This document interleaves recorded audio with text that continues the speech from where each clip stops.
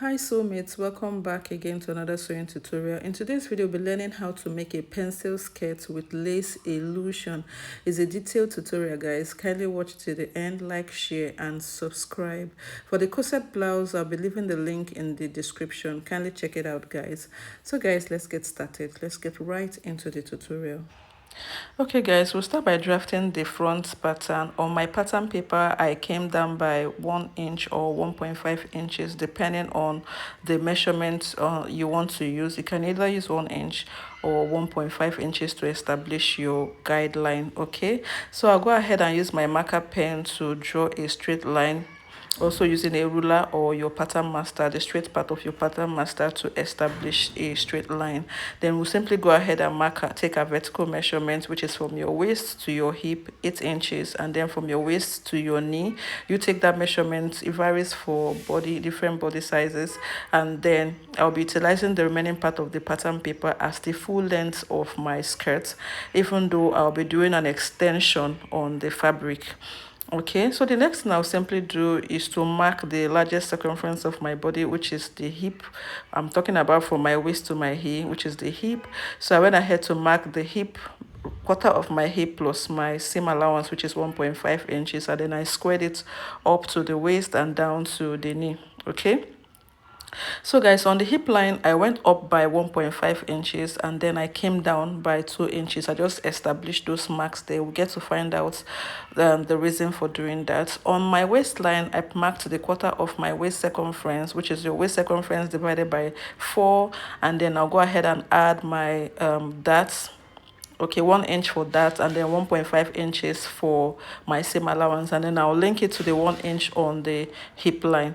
Then on the knee line, I went in by 1.5 inches to establish that pencil effect. You can do 1.5 inches or 2 inches, and then link it to the 2 inches mark below the hip, and then I extended the measurement on the knee down to the full length of my skirts. Okay, so at this point, my pattern paper was a bit unstable on my working table, so I needed to secure it with my masking tape. Okay, so guys, on the waistline, I'll be marking my half bust span, which is your bust to bust divided by 2. For me, I'll be marking 4 inches there, half an inch on both sides. I'll come down by 5.5 inches to establish my waist dart. Remember that we also took measurements for our dart, which is 1 inch, while placing a mark on the waistline. Okay, so on that point, on the waistline, I'll go up by 0.75. I'm going to be linking, which is 3/4 of an inch.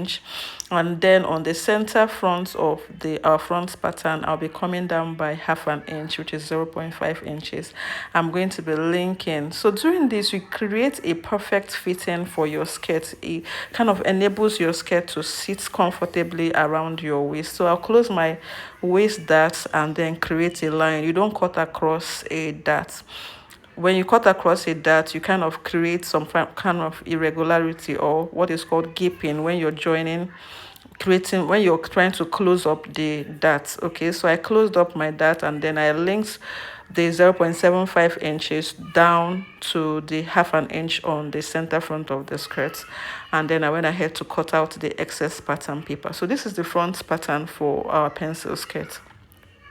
For the back pattern, you can see my zip allowance of 2 inches, and then the guideline, the waist guideline. So I'm going to be using my front pattern to create my back pattern. So I placed the front pattern of the skirt. I made sure that the guidelines are matching. The guideline on the front pattern is matching the guideline of the back pattern. So I'm just going to secure it with my masking tape so that we can see it clearly. Okay, you can see that the guidelines are matching. Okay, so I'll go ahead and cut out the skirt pattern for the back.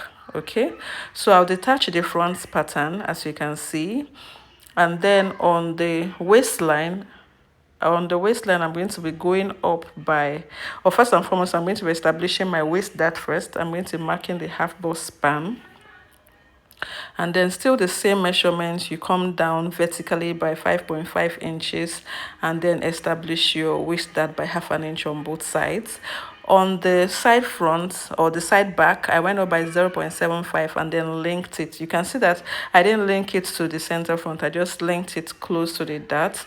And then for the bust contouring, the bust contouring, I meant to say, on my hip line, I went out by 1 inch, and then I linked it to my waistline, and then linked it down to my hip, the knee line. Okay, so it kind of helps your butt to sit pretty on this skirt. It kind of gives it this ease, it gives it this fitting at the back.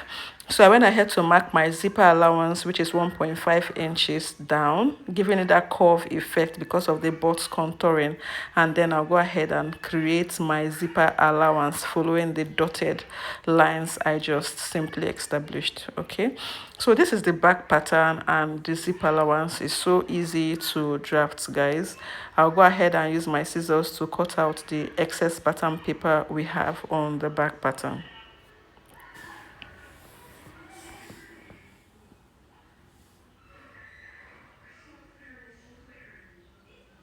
Okay guys, so this is the front pattern and the back, and if you have watched to this point, guys, do not forget to subscribe, give the video a thumbs up if you have learned something. Okay, most especially on the pattern drafting. So the next thing I'll simply do is to cut out on my fabric, using the pattern to cut out on the fabric. So like I mentioned earlier, is an extended, I'll be doing an extended length on my fabric. So I just placed whatever measurement I have around the full length of my skirt, which is the lower part, the hemline. I just placed it on the full length of the skirt. The full length of my skirt is 40 inches. So you go ahead and determine the full length of your skirt, and then do an extension, and whatever measurement you have on the hem, just place it there and cut it out. Okay, so I'll go ahead and notch. After cutting it out properly, I'll go ahead and cut a notch on the zipper point. Okay, you can see that both sides are a bit curvy, so that will not be indecisive on which part is your zipper area. Okay, so ensure that you notch your zipper line. It kind of guides you. Okay, so I also do the same thing for the front pattern. I'll use the pattern to cut out the front pattern, and this is it. I placed it on a spread. So the next thing I will simply do is to create my lace illusion, of which you can decide whatever style you want. You can either make it slanty, you can either make it triangular. For me, I'm just doing a simple straight line. Okay, so I'll go ahead and determine the length of my illusion, my lace illusion. So on this fabric, I'm working with 17 inches, and then I'll go ahead and use my chalk to draw a straight line. Okay, if yours is slanty, you draw a slanted line. If yours is triangular, you draw a triangular, create a triangular effect. Okay, so I'll place my lace fabric on top of my Ankara, and then I'll secure it. Make sure you stabilize it with your pin so that it doesn't shift. Okay, and then you create a good finishing when you secure it. So I'm going to be cutting 1/2 inch above the line. Okay, I'm going to be cutting out 1/2 inch, and then I'll also trim out the excess on the sides. Okay, I'm not adding any seam allowance on the side. There is already a seam allowance on the skirt, so you can flip the skirt on the wrong side and then trim out the excess you have on the side. So I'm going to take this to my sewing machine. I'll tuck it in by 1/2 inch, and also top stitch the sides. So right here, I'm trimming out the excess on the hemline. Okay, I'm trimming out so that that area is neat enough. So this is my lining. I also use the pattern to cut out on the lining, both for the front and the back, and you can see that the lining is like few inches shorter than the main fabric. Okay, so I'm going to be stitching it, and then I'll pull it up to turn this fabric to the right side. Okay, I'm also going to be doing the same for the back pattern. You can see that it's shorter than the main fabric. It kind of helps you to create that seam allowance. You stitch the hem and pull it up to the top, the waist area. Okay, if you don't know how to turn a skirt, I think I have some tutorials on skirts. You can go ahead and check it out. So I've turned both the front and the back, and then I've joined the back pattern with the zipper allowance, which is 1 inch, because I've utilized 1/2 inch for turning it up. So the zipper allowance is now 1 inch, and this is what it looks like, the front and the back. So what I'll simply do here, guys, I'm going to be using my my measuring tape to mark my measurement, which is half my waistline, half my hip line. Whatever it is I have on my hip line, I'm going to be deducting 1.5 inches for the knee, and whatever I have on the knee, I'll be transferring it to the hem. Okay, so guys, I'm done with joining the front and the back together. The next thing we'll simply do, ensure that you give it a good press at every stage in this sewing tutorial, guys. Please ensure that you give a good press. If you attach your lace illusion, give it a good press. If you turn your fabric body front pattern, you give it a good press. You turn the back, you give it a good press. You create your zipper allowance, you also give it a good press. Also ensure that you make use of your steam iron, and ensure that in a place where notching is required, you notch properly. So this is my band, the waistband. For me, my waistband is going to be 1 inch, so it's on fold, so it's going to be 3 inches plus half an inch seam allowance, making it 4 inches. And then I added an extra half an inch. Okay, if you can see that my overlapping is not perfect, one side is longer than the other. If you zoom properly, you will see it, but because the fabric is on top of the skirt, we may not likely see it. But you can see that when I joined it, I did not join it perfectly. One part is half an inch longer than the other side. I'm talking about my waistband.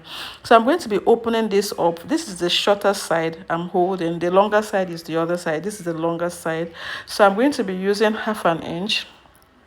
I'm going to be placing half an inch on the skirt. The band area is one of the most important parts for this skirt. I'm going to be closing this side by half an inch. I'm going to be stitching it, okay? So I'm going to be using half an inch for the shorter parts. This part I'm holding is a shorter part of the band that I folded. Remember I mentioned that one part is half an inch longer than the other side, okay? So I'm going to be joining it by half an inch, the front pattern, and then when I'm done, I'll flip it over. I'm trying to explain this over and over so that you get to understand what I'm doing. By flipping it, you close the end, you join half an inch, and then you flip, and then you join. I'm trying to take my time to explain this so that you understand how I achieved the neat finishing on the band, because I think that's the most challenging part in creating a skirt or in sewing a skirt, so that around that area becomes so clean. Okay, so the shorter part, I'm going to use the shorter part to stitch the front. I'll flip it to the other side, and then we'll go take a look at it. Okay, so I'll take it to my sewing machine, and then we'll do the needful. So you can see that I've joined it by half an inch, and then I flipped it to the other side, and then I used my pin. I've closed the edges like I mentioned earlier. You can see that the edges are closed, so I flipped it to the other side, and I used my pin to secure it. You can see that I used my pin to drag the half an inch part, which is longer. If you look closely, you see that I still have pins around my band area, so I use the pin to trap the half inch longer, and then I'm going to be stitching along my seam line while my pins are still there. I'm not going to be taking away my pins while stitching. I'm going to be stitching along the seam line so that it traps the half an inch in front neatly. Okay, it's going to be trapping the half an inch extension neatly. Please, if you don't understand, let me know in the comment section. I'm struggling to ensure that I explain this thing properly.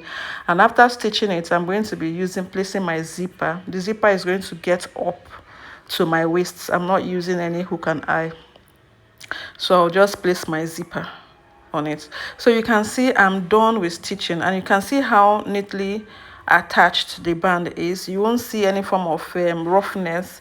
I ensured that my stitches were directly on the seam line, trapping the half an inch extension on the other side.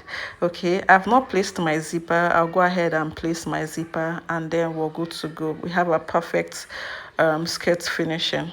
Okay, so guys, I hope you learned something. I hope you enjoyed the tutorial, guys.